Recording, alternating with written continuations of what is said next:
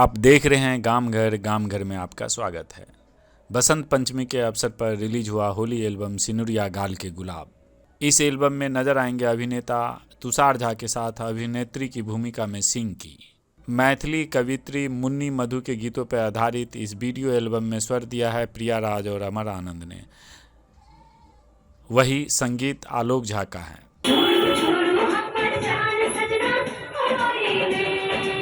अभी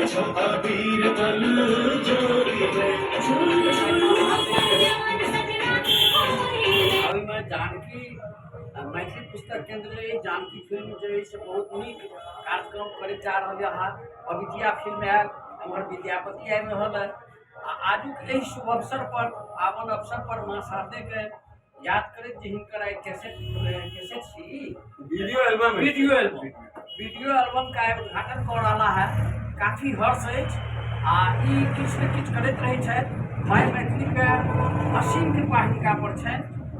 मैं मैथिली के कृपा अहिना सब पर बनल है। हमरो सब पर कल्पना जी है, जायसवाल जी है, खान साहब है। तो हमार बहुत बहुत शुभकामना सुनील जी के प्रति, जानकी प्रोडक्शन के प्रति जी अहिना प्रगतिशील रहे और हमारे सुनील जी प्रसन्नचित रहे और अहिना अपन मैथिली के उत्थान में मैथिली अग्रसर बढ़त रहे। बहुत बहुत शुभकामना, धन्यवाद।